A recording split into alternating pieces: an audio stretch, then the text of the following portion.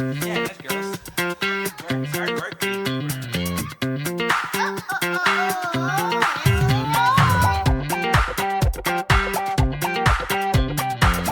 You're listening to the Chartographers.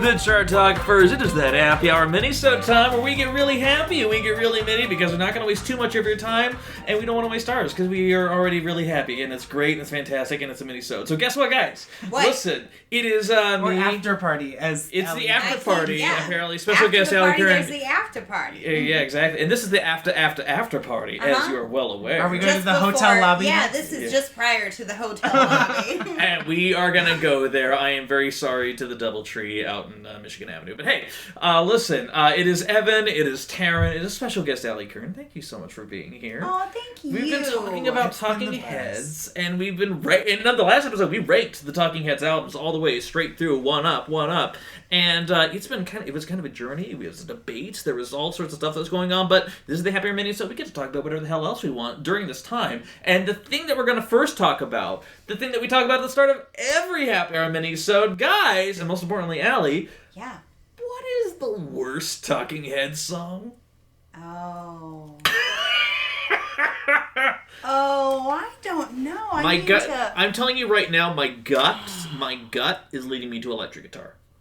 Yeah. That's just right off the bat. Good choice. Yes. My gut absolutely takes me to Artists Only. I was going to say Artists Only. I believe it is Artists Pretentious Bastards Only. Oh my gosh. What the name of that song it's straight up obnoxious. Like, it's a commitment that you have to make with yourself where you're like, I know that this is shitty, but I'm gonna do it anyway. Yeah. I'm gonna sit here and listen to this because my friends want me to talk about the Talking Heads, and god damn it, I'm gonna be informed. But, also, I've had whiskey. But earlier in the week, Taran had a different pick for least favorite song. Something called Animals. Both off of Your Music, FYI. It's not the greatest. I mean, I feel like that's why Fear of Music had the ranking that it did. Yeah, I mean, Fear of Music just at times goes flat out atonal. Like, it's just like, they just like, what if we did anti-melodies? And it's Animals, like, as the week went on, bothered me less, but it still is... It's profoundly not good. It's profoundly not good. The multi-tracking of his lead spoken vocal creates a very odd effect. It's weird, yeah. And he's talking about how animals think they're smart because they poop on the ground. And I'm like, did we need this? Cutting insight from David Byrne. The lyrical genius, of David Byrne. Also, can I just talk for a moment about how the lyric in Stay Up Late about the little pee-pee is unnecessary? In a second. First though, we can revisit the little pee-pee and Stay Up Late, but first we need to talk about how Fear of Music has a general, like, minor chord thing going on, and it makes my insides feel weird. I don't like it. No, I get it. Yeah, exactly. I totally get that. It, like, makes my butthole tighten, and, like, my insides, like, at the bottom of my tummy just feel, like, strange. Do y'all get like that? I get like that. You know, for a while there was this one group called Throbbing Gristle. They were very... They're legitimately, there's this group that from the early 80s. I like that my butthole brings you to Throbbing Gristle. I enjoy that. And Throbbing Gristle, they led the experimental art rock movement for some time, but one of the things they did that led to their reputation is they actually turned their guitars so low. And again, this is one of those things, I'm sure there's a little bit of urban myth, but also apparently there are people that have actually been to these shows and know it. They turned their guitars down to basically what they determined was the frequency for the human bowel. Oh. And they played shows that were basically like in this like tone that people were like, I gotta fucking shit. Like suddenly, I need to take a poo-poo. I know, exactly. So all I can say is that may make you feel like that. I'm so happy that this is where we've gotten to. By the way, we discovered that Fear of Music is possibly scientifically linked to your ability to want to fart or take a shit. If y'all take it from me, it's a physiological effect that happens. By the way, Taran, so the season 2 rap gift I got for you is a box set of Throbbing Gristle. I hope that's okay. Oh, nothing says love like a season. Something of throbbing gristle. That says love. Exactly. Also whiskey. Now we talked about that though. The one thing we need to talk about, because we and in all seriousness, we talked about it lightly during the podcast. The thing is that Ali and Taran, they've been Talking Head fans for some time. They're a group that I've always been on the periphery of. I always feel like I should know some of their stuff, but I never really got into. But the one thing they said during this entire thing, and the reason I put it off for as long as I did, was they kept saying the best album is Stop Making Sense. Unquestionably. And the thing is that, like, I generally don't like live albums because, for the record, most live albums, I'm not sure if you, the listeners, know this, they kind of suck. Because most bands, like, let's just do a version of the song. It's like, 'cause every once in a while there'll be a band that really genuinely uses a live setting to actually transform or amalgamate their songs into something new and interesting. Usually they just use them to fillet themselves on stage for a while, and you lose interest, halfway through, and you're like, guys, I came here to hear your big hit, not you wax poetically on your guitar for 2.5 fucking minutes. Exactly. But the thing about Stop Making Sense, the concert movie, it's not just the fact that it's a concert movie, it's two things. One, the very conceit of the show itself, which I guess they did in a prior tour, Taran was telling me. But it starts out with, David Byrne going on stage with the boombox, "Hi, I'd like to play you a little song," and hit this little fucking shitty-ass, drum beat thing, just him and an acoustic guitar, and then Tina comes out with bass and they do a song, and then they bring in the drummer. Like, they build a show from scratch. Like, each new song has a new element. Oh, no, sorry. All I meant when I said that was that on the tour previously, they had the, huge 9-person band. Oh, yeah. Okay. Which is a very important part of accomplishing a lot of those tracks live successfully, is having that many players, because there's so many layers. It's so dense. Well, not only just layers, but specifically, if you want to narrow it down to one musical element on that live album that changes the game, it is those backup vocalists. Yeah. Those two women are money. They're so money, and they don't even know it. It's ridiculous. From the bottom to the top. Almost every song that they perform on. Yeah, absolutely. They add so much, because they're not only very good vocalists, they're great at not stealing your attention too much. Yeah. David Byrne is still clearly the focus. Yes. Even though they sing quite a bit, but they add so much texturally. Specifically, I'm thinking about Slippery People. Yeah. What's the motto of absolutely. him? He's alright. Yeah. Oh my God. Those women. Having them doing that and not David Byrne in falsetto. I mean, yeah, I think the 3 tracks on Stop Making Sense that adds the most from being in a live setting are Slippery People, Life During Wartime, and Take Me to the River.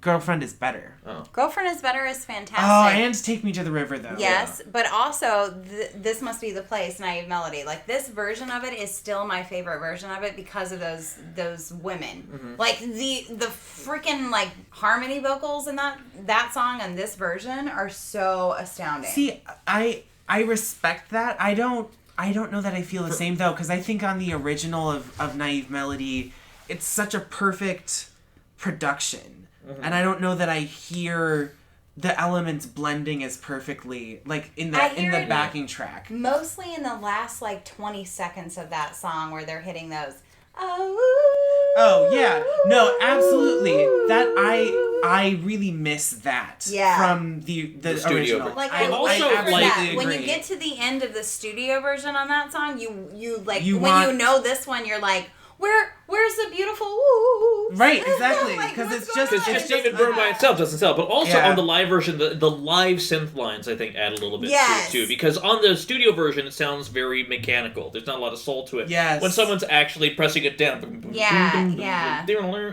all that. The guitar live sounds better. Yeah, the guitar. Well, and that's the other thing, is that they have an extra guitarist who's a really fucking good lead guitarist. He's pretty great. He adds a lot, and again, he's never in the forefront.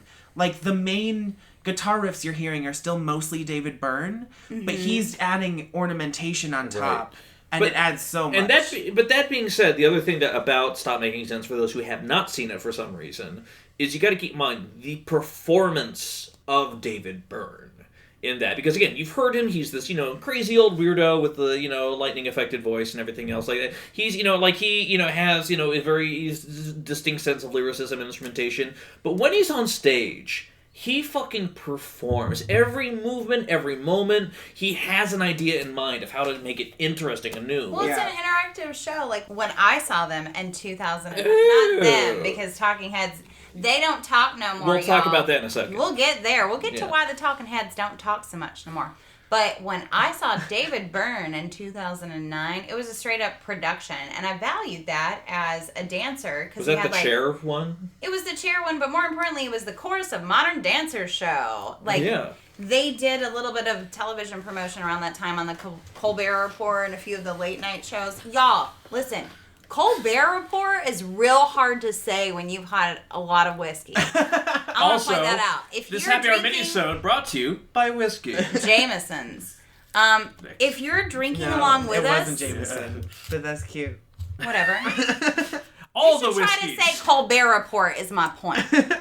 Do it. And you know what my Did favorite thing to do when drunk is, though? Try to say Outback Steakhouse as John F. Kennedy. When you get really drunk and you want to just speak in that accent, try and say Outback Steakhouse. I enjoy, when I'm super drunk, I enjoy saying judicial system.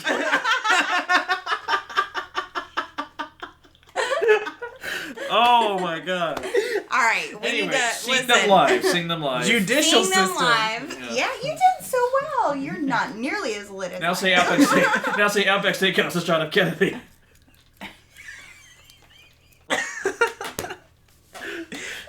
Outback. No. Abort. Abort. That was glorious. David Byrne live. David Byrne live in 2009 was just Because world like 8 changing. dancers, right? No. It's 3 dancers and 3 backup vocalists. But like you said, every musical moment is accounted for and staged and thought for and cared for, and like nothing is left to chance. Like everything is so perfectly orchestrated. I feel the same way about Stop Making Sense, and I think that's just a trademark of David Byrne's sensibility as a performer. And I also feel like that's also a little bit to their detriment as well, because because as much as I've enjoyed my Talking Heads journey, I was always missing, like, and you could say this about This Must Be the Place, but not a lot of other things, the heart wasn't always there, because everything is so societal. Everything is, even in the performances, as exciting as they are so pre-planned that, like, sometimes it's at the sake of, like, that random, improvised, or, like, you know, those human moments. Especially because they are so, their music is so propulsive and so energizing. Just driving, And you almost wish that they had a little more room to improvise. It's almost, dare I say, that Stop Making Sense is a great David Byrne production, but maybe not the best Talking Heads production. Now, here's the thing. We talk about that, but we also want to talk about why the Talking Heads be not talking anymore. Oh, yeah. No talking on. And so here's the thing. It's amazing because during Stop Making Sense, at one point, you know, kind of like against his better judgment, he had to see the stage to Tom Tom Club, which was Tina and Chris's other band that they had outside of it, because while he's off making weird-ass fucking records with Brian Eno, they're like, we want to do something too. Also, Taran, I have a question. What you gonna do when you get out of jail? I'm gonna have some fun. All right, well, what do you consider fun? Fun, nasty fun. Oh, okay. So, every time Chris France throws in one of his vocal improvisations, especially Stop Making Sense, I hate him. You are the worst. There's a reason you don't have a mic usually. Yo, And they had this little electro dance pop group on the side, and that one song, Genius of Love, it went number 36 in the US charts. Genius of Love is great until you get to the end where he starts going nuts vocally. So, like, my strategy is this, you guys. If you're going to watch Stop Making Sense, when you get to Genius of Love, let Tina start out the whole affair with the whole, like, you know... No, he talks from the very beginning. He talks... No, but get through the Tina part. I'm in heaven. And then, once she says her piece, you go take a potty break.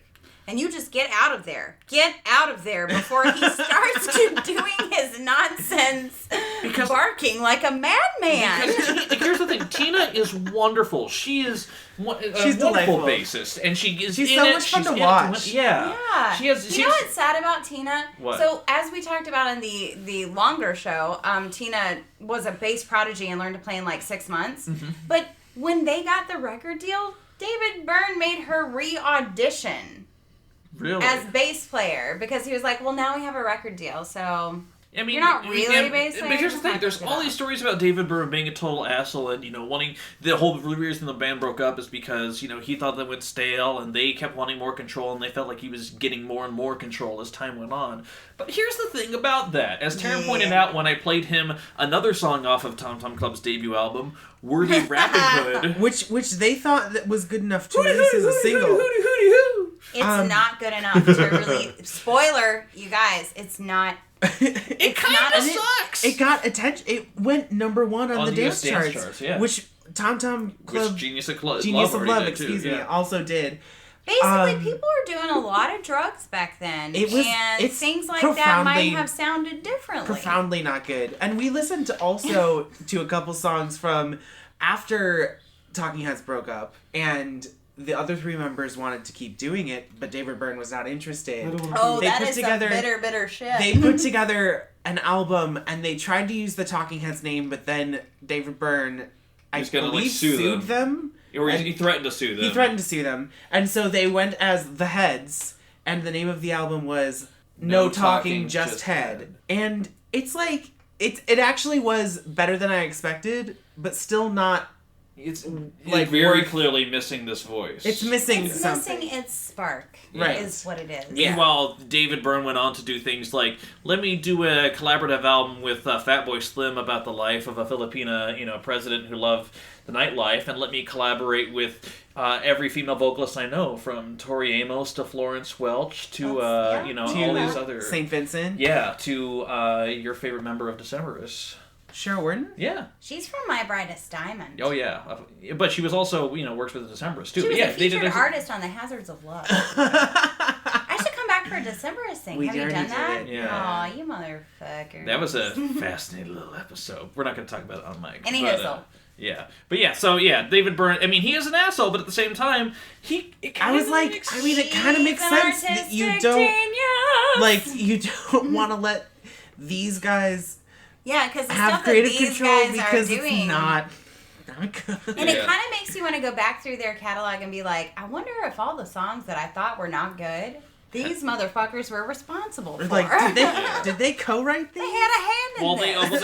They all helped co-write "The Lady Don't Mind," so they have to have at least some element in there. Some musical sense. Exactly. Yeah. So there's that. Of course, also the other thing I was just curious about it, because again, this was more of a newer experience for me than anyone else. But I threw out on the social medias just a quick question of like, hey guys, my friends and other people, what's your favorite Talking Heads album? And it's amazing. A lot of votes for Remain in Light. Mm-hmm. Yeah. A couple real hard stands for 77, which I thought was interesting. Yeah, those are people who are die-hard fans. Right. I mean, I love Talking Heads, but 77, you have to be in a specific place with yourself. Right. Well, and I feel like you had to hear that in the right way. Yeah. Be in presented a very positively formative way. Yes. Yeah. And one person even pointed out, controversially, I'm sure, but I know there's probably got to be a few diehards out there, their favorite album was actually, the name of the band is Talking Heads, their earlier live album prior to Stop Making Sense. And we did have a couple people who said Stop Making Sense, too. Yeah, exactly, because it's, it's greatest hits. But again,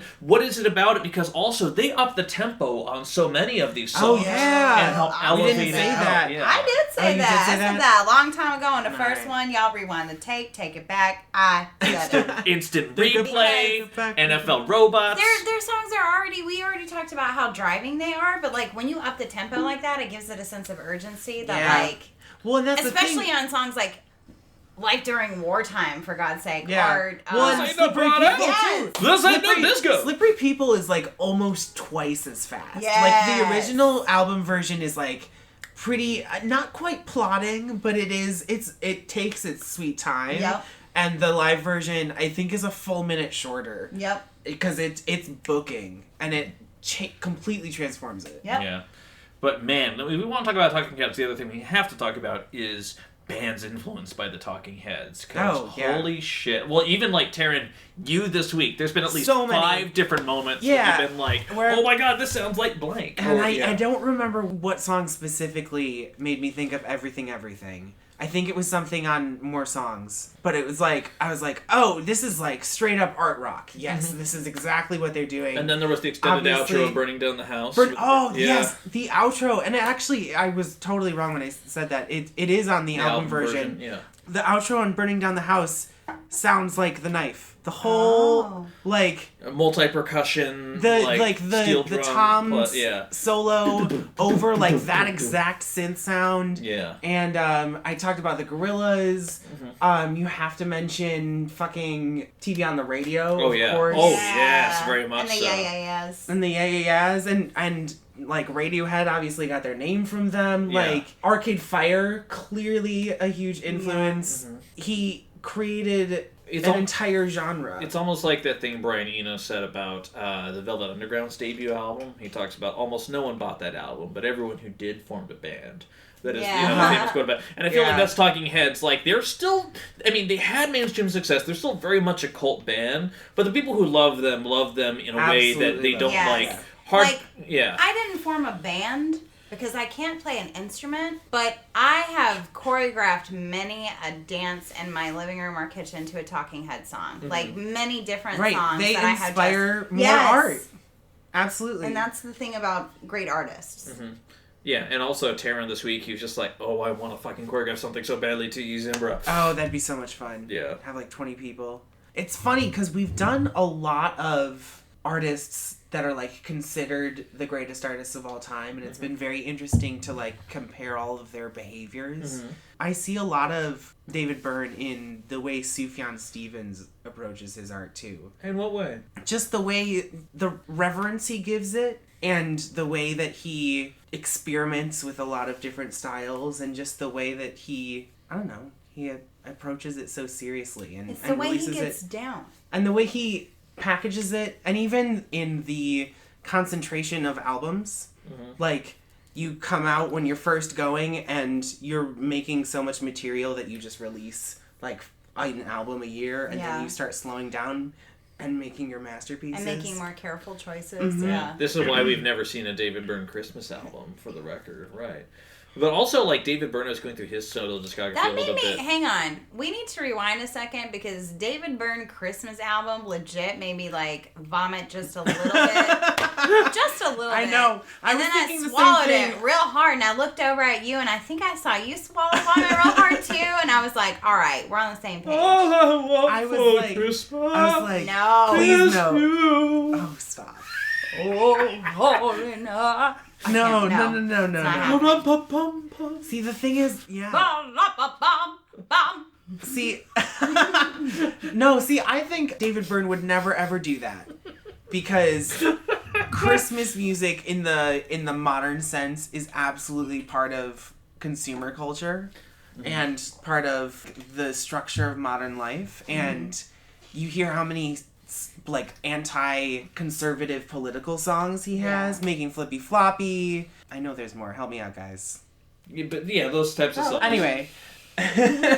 And also you have Zimbra, which is, the lyrics are taken from a Dadaist poem. Hang on, I can answer your question now, because one came to mind immediately. Don't trust the government, maybe? Oh, maybe? yeah, probably that one. Maybe that one. Possibly that one. My whiskey brain made it a delayed And reaction. so Zimbra is, the lyrics are from a Dadaist poem, and Dadaism is an art movement from the 1920s in response to World War I, and the thought was that they were responding to the stresses of modern life with nonsense and chaos, and they were always affiliated with the radical left political spectrum. And so I just think, that is exactly why we are never ever going to get a David Byrne Christmas album, because that's so the opposite I know you say of that. anything that he's about. I know you say that, but Bob Dylan, famous former Jew Bob Dylan, he made a Christmas album. So if he can do it, Famous anyone. former what? That's so different. Famous former what? Let's not forget, he actually in the early 90s, late 80s, he actually put out Christian themed albums too, because he was very notably, his name is Zimmerman, his last name. He very much comes from a Jewish tradition. It's its own side All right, thing. whatever. When we do our Bob Dylan former podcast. Jew. Is this the artist formerly known as a Jew, Bob Dylan? Is there a symbol that goes along with this? But legitimately, that was such a controversial thing at the time, because he grew up during this thing, and all of a sudden he started releasing these very heavily, Christ-driven albums during the time. People were just like, "What the fuck you doing, Bob?"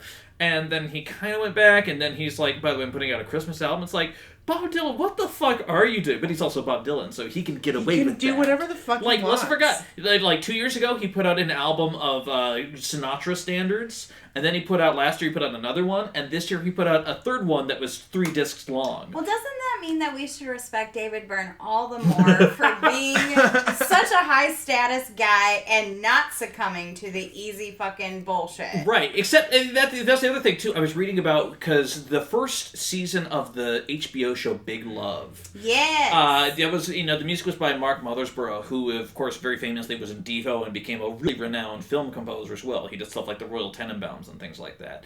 But then for the second season, we're going to get David Byrne to do it too. Oscar winner, David Byrne. And he decided, so it's about, polygamous. And they're like, Why okay. is he always British? So the thing that was better though. It was much more subtly British. Right. Yeah. It wasn't. See, that's the thing. I think that's what he's going for. Is his cadence is kind of British, but he doesn't have the accent. Right. Right. You're getting there. Yeah. You're getting better. Yeah. I still want to hear your impressions for this podcast is over. But the thing is that they had this, it's a song so about subtle. a polygamist. And so for the second season, he's like, so it's kind of this Mormon offshoot. And what he wanted to do, he decided to write Mormon hymns for this, which sounds like a good idea, except apparently he didn't watch a single frame of the season. He just wrote these songs by itself and sent it to HBO, and they used 5 of them.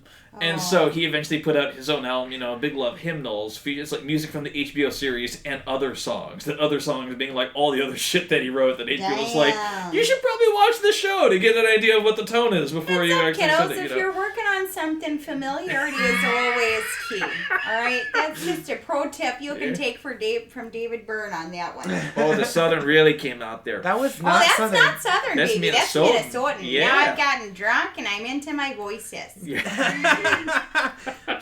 Speaking of which, I would love to do one thing before we end this podcast, by all means. and that is this. David Byrne makes me think of a lot of times vocally Fred Schneider. Of the B-52s. Of the B-52s. And time to get some sleep out there. Okay, so here's what I'd like to do. I'd like to play this little game that I have played for warm-ups when I'm doing shows before. It's called, Hey Fred Schneider, what are you doing? Yeah. Just gonna ask you guys, what are you doing as Fred Schneider? And then as Fred Schneider, you tell me what you're doing. If you're sitting there, here, I'll go first. Hey Fred Schneider, what are you doing? Sitting on a podcast with Taran and Evan. Hey Fred Schneider, what are you doing? Pulling a label off this beer. Hey Fred Schneider, what are you doing? Pure, utter indifference and silence from Taran. Existentialism. That's what happened. That was performance art right there. I really wanted to participate, and I just... Well, you can make it up for us. couldn't- You can make it up for us it by doing your didn't David happen. Byrne impression now. Yeah, Your far superior David Byrne impression. I didn't say it was far superior. I just said yours sucks. That's different. Mine may suck too. I never talked about it. I didn't try. The thing about living way out here in Texas is that all the people are so nice. You can get a nice car and have a nice job, and the sun sets every day. I really feel like lovely. that was your Fred Armisen as David Byrne impression right there, and it still was wonderful. And Okay, I loved it. I will give it a go. All right, let's go ahead and do it. You may find yourself living in a shotgun shack. And you may find yourself in a large automobile. I always thought it was shotgun shell for the longest time. You are a little... You're a Fred little Schneider-y. Fred Schneider. Yeah. And I'm a little Fred Armisen-y. Yeah, all the Freds right there. At least I'm not Fred Davids. Figglehorn. Let's And be you're glad about a little Paul McCartney. Yeah. That's fine. Yeah, that's fine. We all tried our hardest. Letting the days go by. You guys. All right, you know what? Listen. Get it out.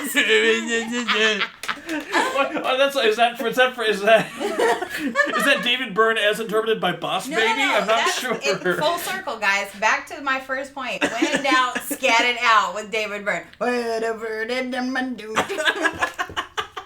All right, well, you know what? I think it's not going to get any more coherent than that. So I will just say, guys, thank you so much for listening to our wonderful nonsense. Whiskey. In the meantime, Allie. Oh, Evan. Taran. Thank you. Oh, We talked about this for so long. We did. And I'm so glad it finally came together, as it happens every time. But I can't tell one from another. Did I find you or you find me? I found you. That's actually how. Taran, of course, thank you. Oh my gosh. I know. Woo! Woo! Is all I can say to that. In the meantime, guys, please do the usual. Like us on Facebook. I mean, but actually, though, I'm saying it right now, but you could take 2 seconds to do it. Wow. You assholes. But thinking about it is different than doing it. Right, because if you're supporting us, you're also supporting Allie, and that's a big deal. I don't even know if I've liked the Chartographer on Facebook. I like the Chartographer. Wow. Like, I'm pretty sure I have, but I'm not. I can't say with 100% certainty. Guys, don't be a Taran. Make sure that don't be that guy. Taran is so that guy right now. Just don't be that guy. iTunes, Stitcher, all the stuff. Thank you so much for listening. Throw us a note on Facebook. We want to see what your thoughts are. In the meantime, thank you for listening. Talk to you soon. Bye, bye, bye, bye, bye.